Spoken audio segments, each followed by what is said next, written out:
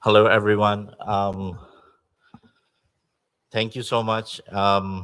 Now we're moving towards our second session, and our second session, like the first session, is going to be a very interesting conversation with the UN Secretary General's Envoy on Youth, Ms. Jayatma.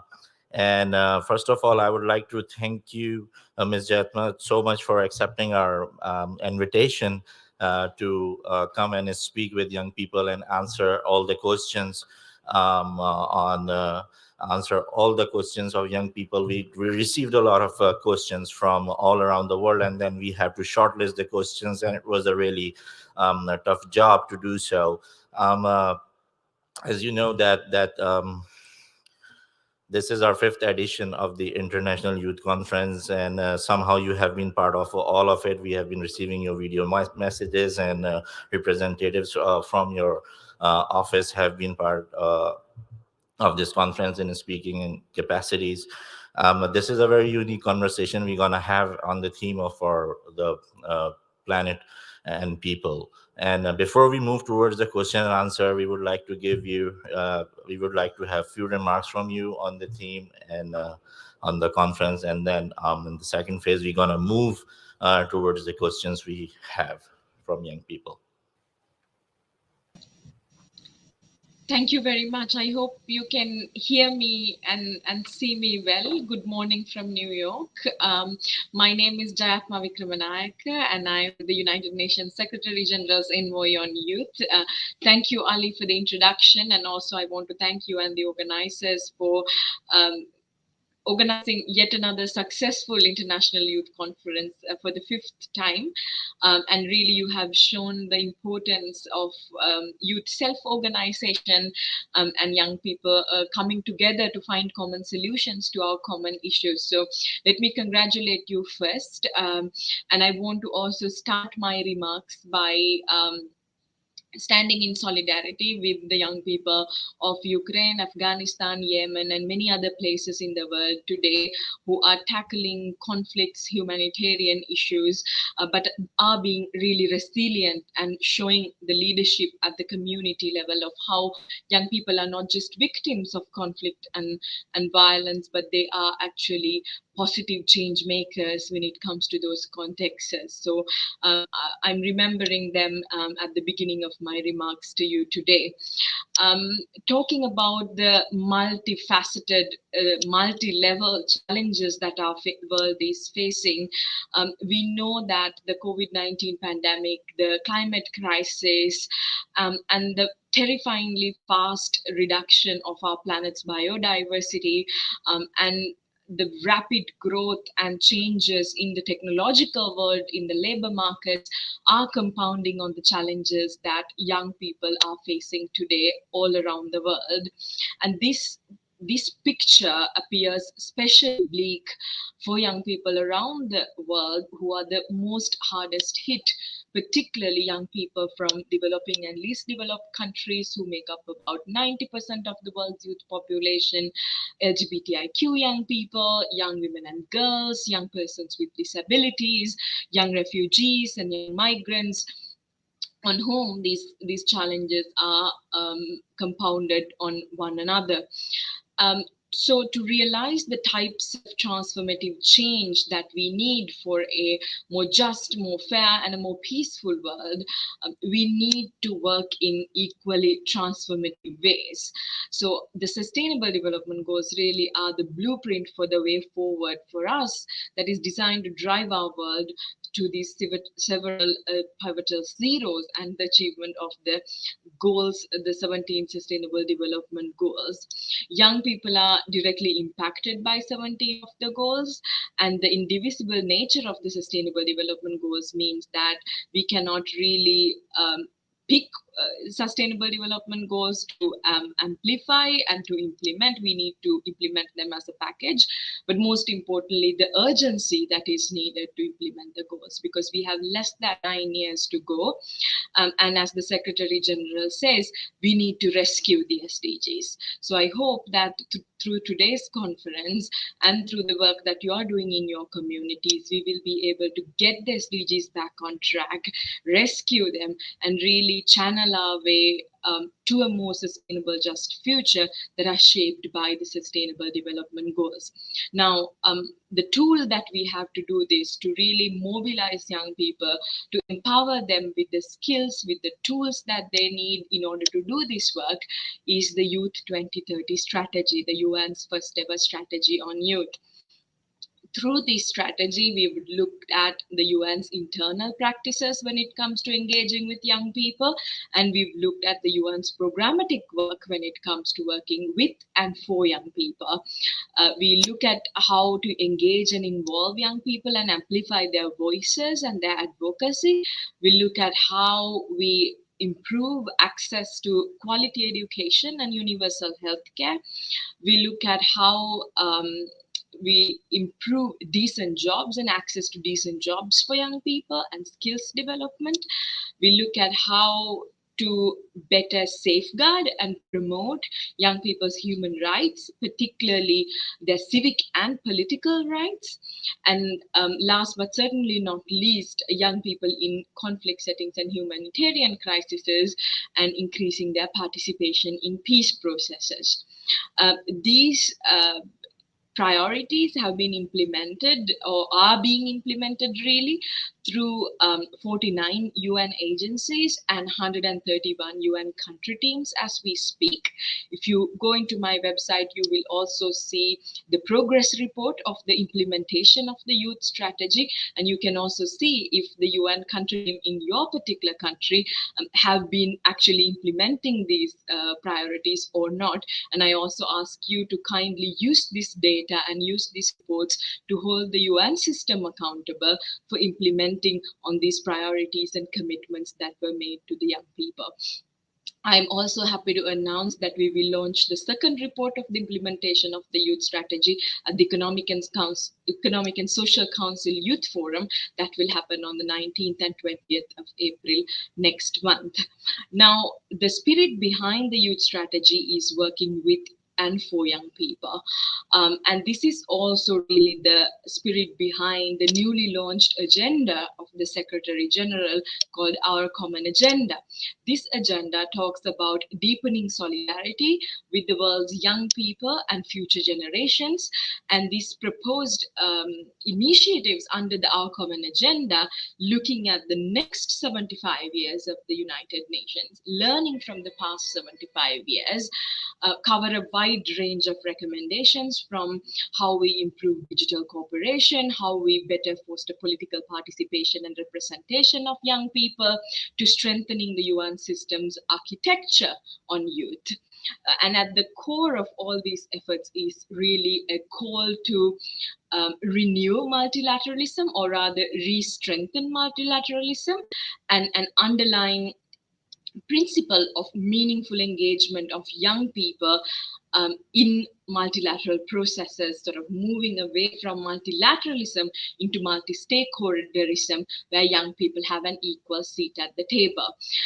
So I just want to use these points to frame our conversation today, but I look forward to maybe diving deep into some of these points in the Q&A session, and to answer any questions that you have, but to also hear your recommendations on how the UN system can further improve our work working with and for young people. Thank you very much, and back to the moderator.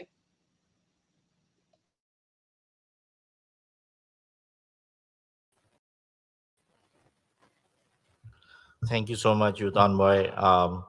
And these are very kind words and strong words when you say that you are asking young people to hold UN system accountable for the youth engagement. And I hope young people out there are listening and understanding what you're saying. And this is one of the most important thing that we have heard so far, to hold the system accountable. Thank you so much for this level of empowerment that you're giving to young people.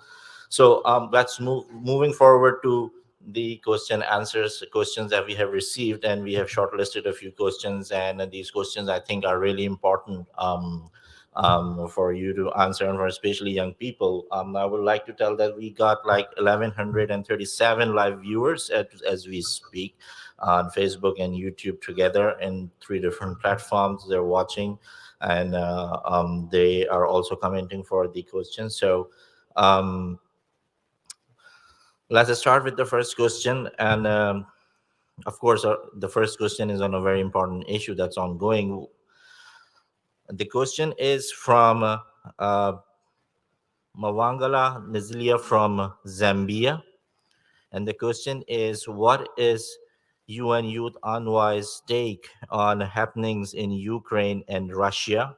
What assurance do they have for the youth looking at how this war has generally affected many young people, especially those who were studying in Ukraine?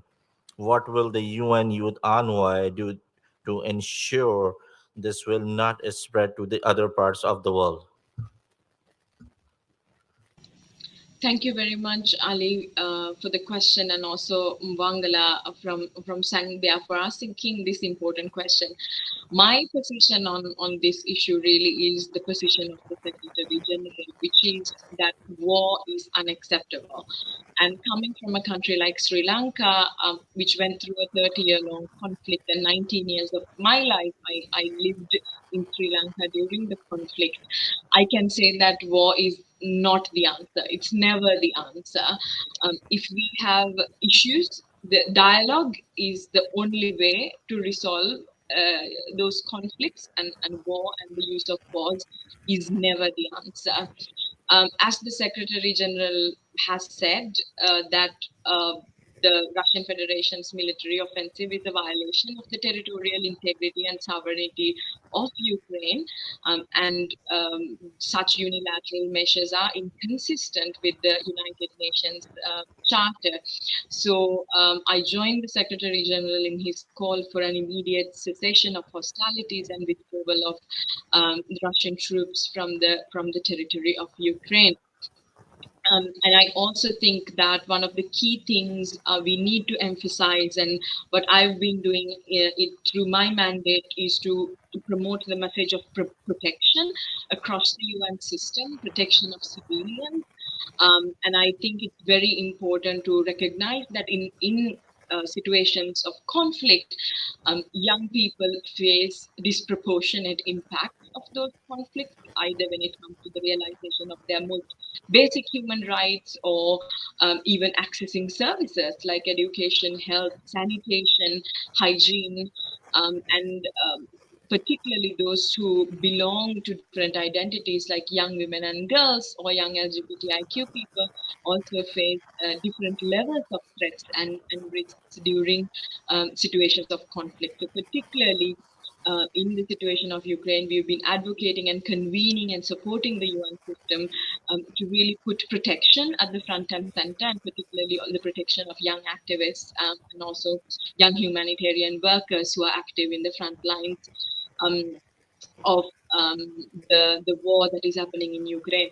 I also have committed to amplify the voices of Ukrainian youth, and we are trying to work with the European Youth Forum and the Ukrainian National Youth Council to make sure that we continue to amplify the voices of young Ukrainian in the time of this crisis. But also, I want to say that this is something that we are doing beyond Ukraine as well, particularly in other conflict-affected areas and conflict situations as well, particularly in places like Afghanistan, where just this week schools were not reopened for girls, and we want to make sure that we put the pressure from the international community on state and non-state parties when it comes to the realization of the full rights of young people.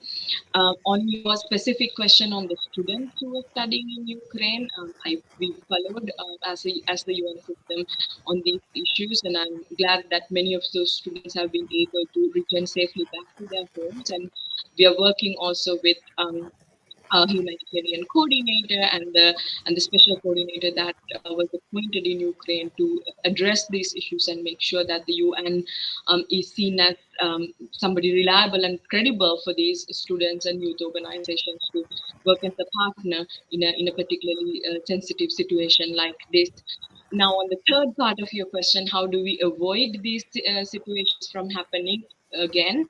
I think what's really key is that we inculcate values of peace, democracy, and respect for human rights in young people, and in every people, really, not just young people, because as we see, these conflicts are not started by young people, so we shouldn't put the responsibility back on them. But I do think that making our education systems enriched with the values of peace and conflict resolution and peace education is a good way to already inculcate these values from people from a very young age. Secondly, I also think that we need more women in politics and more women leading countries, more women leading political organizations, more women leading military, so that some of these decisions made by elected political leaders based on toxic masculinity or this sense of power can be really reversed, because we see that when women leaders are in power, those decisions which are made by them tend to be more balanced and more humanitarian. So, for the answer to your third question, from my personal opinion, really is inculcating values of peace from a very young age, including through education systems, and certainly getting our decision making and political institutions more representatives, and also getting more women to run countries and political institutions. Thank you. Thank you so much for your detailed answer. And we do are having a lot of comments and questions coming in on Facebook Live.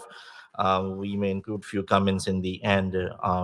So moving to the next questions. The next question is from New Zealand, and the person asking question, her name is Ruby Sands from World Association of for Girl Guides and Girl Scouts. The question is, you report data has shown that 8 out of 10 girls and young women are already taking action on climate change in their communities. How do we ensure that the member states and leaders respond with the same urgency rather than incremental change? Thank you for the question, Ruby.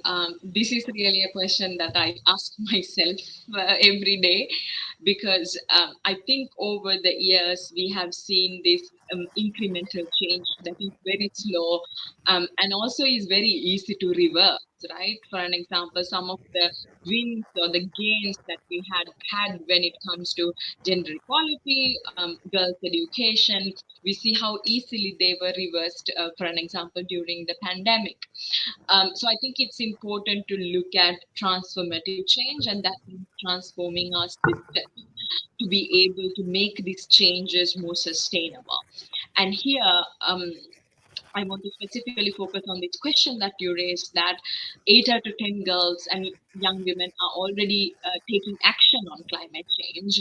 See, what's important is that young women and girls are some of the most disproportionately affected by the climate crisis, particularly young women and girls living in developing countries, small island developing states, and least developed countries. Just this week, because of the CSW's focus on climate, environment, and disaster risk reduction, I have the opportunity to talk to young people, young women activists, actually, or girl activists from around the world.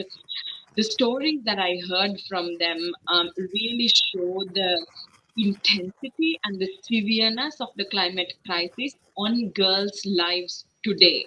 We are not talking about the climate crisis potentially harming girls' rights in the future. We're talking about something that is happening right now. Girls from Sierra Leone this week were talking about how, for an example, the frequent flooding in their villages were disturbing their access to education because their schools were being flooded or the roads were being flooded, so they couldn't get to school. And during the floods, for an example, the sanitary facilities in schools were not accessible, so they would end up not going to school, and this missing school for months of an year because of the repetition of environmental and natural disasters or impacts of climate change more frequently really abrupts their education also more frequently. Girls from Kenya were talking about in certain parts of Kenya how prolonged droughts are causing water shortages, and in their communities, women are responsible for finding water and food. So some girls were actually forced to have sex in return of water, which is a basic human necessity. Girls in the lake from the Lake Chad basin, girls from Chad, were talking about how, for an example, the um, impacts of climate change is causing droughts and shortages of food and resources, that is causing conflict between different groups or different tribes in the Lake Chad area, and how often women and girls become the victims of gender-based violence during these conflicts between the two different various groups. And also how when poverty increases, often it's girls who are being given out for child marriages in return of sometimes money or food, because climate change impacts agriculture, and their families are being pushed to poverty. They give their daughters in marriage in order to survive. So these stories show the adverse impacts of the climate crisis on girls' lives today. But at the same time, we see also girls at the front lines of tackling the climate crisis. From Greta Thunberg to Vanessa Natake to many girls whose names that we don't even see on media, really advocating for the changes of climate policies in their countries, but also educating their communities, and coming up with solutions and initiatives at the country, at the community level, to adapt to the climate crisis and to really continue to survive or even thrive during these very difficult conditions that they had no hand in creating. So I think there has to, but one of the challenges is that a lot of this evidence we have is also anecdotal evidence. This week at the CSW, we have seen how we don't even have enough data or evidence to show the gendered impacts of the climate crisis on girls and young women and on conflict, for an example. So we need definitely more investments when it comes to these collection of data disaggregated by gender and age, but we also need investments to directly go into communities to support efforts led by girls and young women and feminist organizations when it comes to tackling the climate crisis. I'm really a big advocate for direct, accessible, flexible funding for youth organizations. I even ask donors most of the time not to even give money to the UN, but give money directly to grassroots youth organizations who desperately need these resources, but who has to also be trusted with those resources for flexible seed funding that they need, because many youth organizations are informal voluntary organizations that often find it difficult to access these funding, and it's particularly difficult for women's led by girls and young, organizations led by girls and young women. So those are the two things that I think we need to do very fast and very in a rapid response rather, in order to make sure that we understand and respond to the impacts, the gendered impacts of climate crisis on girls and young women, and to ensure that member states really respond with the same agency that young people are doing, I think the key really is to hold them accountable, because we have the SDGs, we have the Paris Agreement, we have various international frameworks and commitments that were made by member states, but there's no accountability. We don't have tools to hold governments accountable for not delivering on those promises, for not cutting down their carbon emissions, for not um, renewing the nationally determined contribution. So we really need to get accountability in order, and I think that's the only way we can push from incremental change to transformational change. Thank you, Jayatma. I hope we can get that data very soon.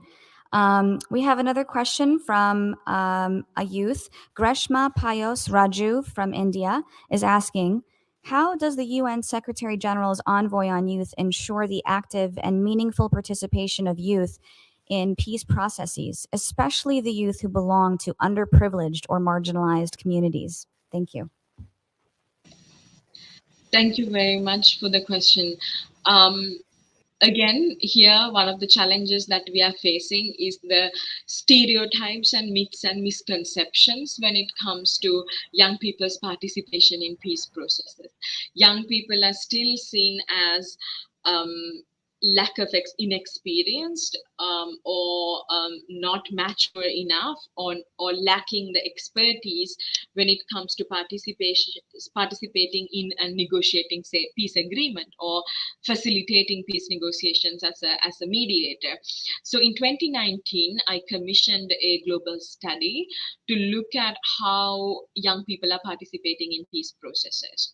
We learned that young people participating in various ways, even though they're not documented, because as I said earlier, we lack data disaggregated by age when it comes to most of these issues we are talking about. We found that young people participate in peace negotiations as ministers, as advisors to ministers, as mediators, junior mediators, as advisors to mediators, as rebel group leaders sometimes, as representatives of national youth councils in those countries. So we thought of documenting these experiences of young people taking part in peace processes. And in 2019, we launched a policy paper called We Are Here, an integrated approach to youth inclusive peace processes. And there we have interviewed young peace builders or young peace negotiators from the Philippines to Colombia to South Sudan. And we've analyzed the different impacts that their participation have had on the peace agreements in their countries. And we found that those impacts are really on various levels. There is, and we call it an onion approach. There is the inside room mediation and negotiation they do. There is the around the room mediation and negotiation they do, and then there is the outside of the room mediation and negotiation, which is the more social media campaigns, the more protest movements, for an example, that we saw in Colombia after the failure of the first referendum, how young people led the peace camp that led to the second referendum. On the second sort of around the room, we saw in cases like the Philippines how the advisors to the ministers and armed group leaders really led the gender inclusive language, for an example, in their peace agreement. And in places like South Sudan, we saw how a specific seat was dedicated to the National Youth Council of South Sudan, and a young woman was elected by the National Youth Council to participate in peace negotiations. So we continue to document these experiences and impact of young people in peace processes. And just this January, my office, together with the governments of Qatar, Colombia, and Finland, and the UN system partners, launched a 5-year strategy to increase young people's participation in peace processes. And we are looking at specific peace processes that are happening in the world right now, from Libya to Yemen, to also certain conversations that are happening in Myanmar, to see how we include more young people in the mediation negotiation processes itself. I encourage you to take a look at the 5-year strategy and also help us implement this strategy in the countries that you're working in, and particularly in ongoing peace processes that you know of and that you are involved in. Thank you very much. Thank you. That's so great to hear. This next question is so important. It comes from Afreen Rehman Khan from Pakistan. How do we make progress in women's education?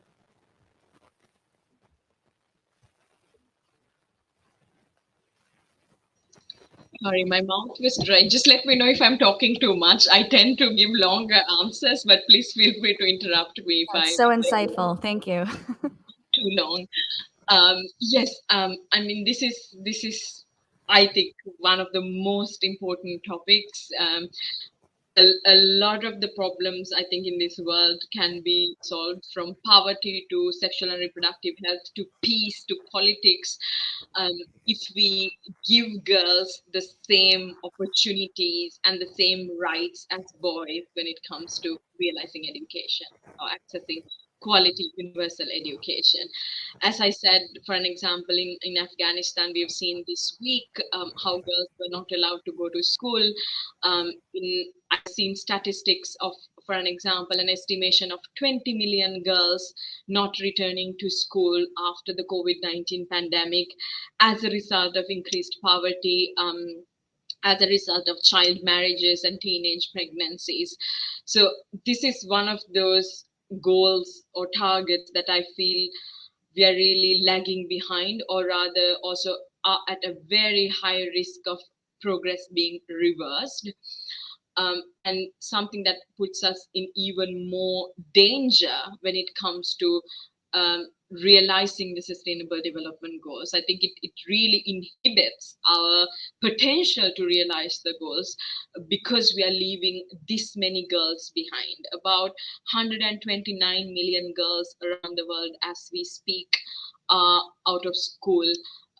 32 million of them primary school and 97 million of them secondary school. So there's this huge gap when it comes to um, girls' access to education offline, but also online. We know and we have data that when it comes to online schooling or e-learning that has been very popular during the pandemic, sorry, is still a very distant reality for many young women and girls around the world, particularly because of the digital gender divide. When it comes to access to a computer, a mobile phone, a tablet, there is a huge disparity in access between women and men already. And we know that 2.2 billion children and young people don't have an internet connection at home. 2.2 billion people don't have an internet, young people do not have an internet connection at home. So we are talking about education in a time of these very very different yet very similar challenges faced by young people from the global north to the global south. I think, to answer your question, the number one is to stop cutting education funding. As a result of the COVID-19 pandemic, the economic consequences of the pandemic, we've seen how different governments around the world have proposed, say, revamped economic policies or revamped budgets, rather, in their countries for the COVID-19 recovery. And we've seen a cut in education funding. We've seen a cut in education funding in national governments. We've also seen a cut in education funding when it comes to international financing mechanisms. The Global Partnership for Education has launched a call for $5 billion by 2025, and they're very far from realizing that fund because as a result of the COVID-19 pandemic, many popular donors have also cut their foreign expense, sort of foreign aid budgets when that goes to education funding, and particularly financing programs on girls' education. This is a big risk, and this is something that I speak to ministers of foreign affairs, ministers of international development, and ministers of education in every opportunity that I get, because we cannot let education funding or education budgets be reduced even more than what we had before the pandemic, which was also not ideal.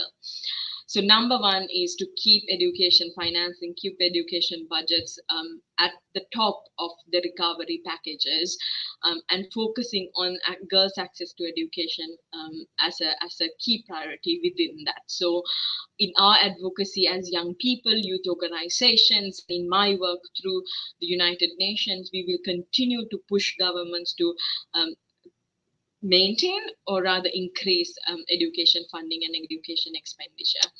Secondly, I think a lot of it has to also do with stereotypes that unfortunately still exist when it comes to access to education for girls, and gender roles and gender stereotypes in our own families, in our own communities, especially if families do not have enough income to send all of their children to school.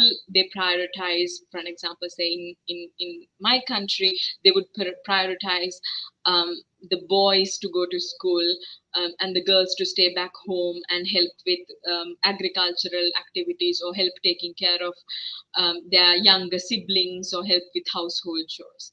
So it's very important for us to break away and break through from these stereotypes and make sure that when it comes to education, that boys and girls equally get equal access and equal treatment the moment that our from the moment of our homes to our communities to our countries. So I would maybe stop at that with those two recommendations. One on continuing the pressure to increase education funding both nationally and internationally, and to really work on the stereotypes, myths and misconceptions when it comes to girls education and girls access to education. Thank you.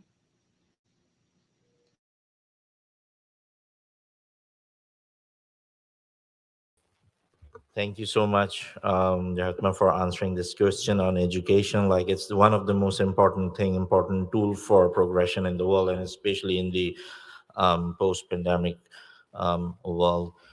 The last question what we have is from India, and the name of the questionnaire is Dhanushri Dwara. And the question is, to what extent can youth as a force bring a practical change towards a particular purpose? And has conducting events such as these brought any significant change and awareness among the general population? Thank you very much for that question, Tanushri.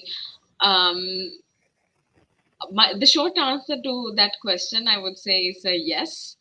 I definitely do believe that we need more conversations, we need more initiatives that looks at educating people on the sustainable development goals, educating people on peace, educating people on international frameworks and instruments, because as citizens we should know what our government has committed to in New York or in Geneva or in Paris, if we are to really hold them accountable. So I do believe that events like these, conversations like these, are really important. But the trick is that you cannot just listen to these speeches and go home and forget about it. I want every one of us to do at least one action as a result of this conversation that we had. It could be a tweet to your Minister of Education, or a letter to your Minister of Education asking them not to reduce education funding. It could be a new project that you look at through your youth organizations that looks at the intersection of education and climate and gender. We were talking about lack of data a lot. It could be that as youth organizations, you go out there and you collect your own data and you write shadow reports to the reports that say your government or the UN is producing, to show that, oh, you know what, this is what we actually found when we went to our communities and spoke to our community leaders, versus this is what the international organizations or our government is saying. I think there are so many things that we can do if we start realizing what our strengths are, and if we start realizing the spaces which we can make the highest impact in. So I think for your second question, forums like these are important as long as we move from words to action and do at least one thing to implement solutions to the issues that we've discussed today. On your first question, to what extent can youth be a force of change? Um, I think one of the reasons why my job exists is because this is such an important time in history, that we have the largest population of young people in the world right now. And this cohort of young people gives us as an opportunity to bring transformational change that Ruby was talking about in one of the previous questions through the lifespan of one generation. So, as a generation, if young people today, say millennials and Gen Z together, start living the ideals that we are talking about, start implementing the principles that we are talking about, and start holding our governments accountable, but also start taking matters into our hands. And by that, I mean not only advocating and protesting, but really also running for political office and taking political leadership in countries, taking political leadership at the United Nations, taking political leadership in different regional and multilateral organizations, and really implement those values and principles that we were talking about. I do think that we have a really big chance of um, sort of changing the course of our world from a very um, consumption based, very um, profit oriented um, path to a path that is more people oriented, a path more planet oriented, and a path that is more sustainable. I do think that more than any generation before us, our generation understands also the historical implications of, at least our generation is more vocal about it, the historical implications of colonialism, the impacts of patriarchy, impacts of racism, sexism, in today's world and in today's order. And as a generation, we are more vocal about it. And I hope that we can translate these frustrations into concrete political action that can get our generation the decision making table or the decision making positions that will help us implement these solutions that we are so desperately looking for. So yes, my call to action from today really is to continue convening like this, continue organizing like this, um, but also to continue holding international organizations and your own governments accountable and claiming leadership positions that you rightfully deserve in your communities, countries, and at the global level. Thank you. Thank you so much, Yudhanwar, for the conversation. And we finished right on time, touche, like right on the time when the conversation was supposed to end. And thank you so much. We still receive a lot of comments and questions from young people, like 83 more questions that we receive as you were talking. And you can go watch on the live page. There are 87 or more questions that are coming and popping up. So, um, we will try to answer some generic questions, and people are here with us from the United Nations who may answer those questions live, like they're very generic. So thank you so much for your time, Jatma. Thank you so much for making time out and speaking a lot. Like you did give us a good information via those questions, and like in detail, especially on the issue of the Ukraine and the women education and the climate action. So thank you so much for joining in. We look forward to have you more and have more conversations with you. And we look forward towards the EcoSoc Youth Forum next month, starting in less than a month. So we're looking forward to all. And thank you so much, all the work you are doing for young people. Thank you so Thank much. you. Thank you for the opportunity, Ali, and I hope to also see you maybe in the IYC6 again next year. Thank you very much, and keep doing this Yes. amazing work. Yes, absolutely. Thank you.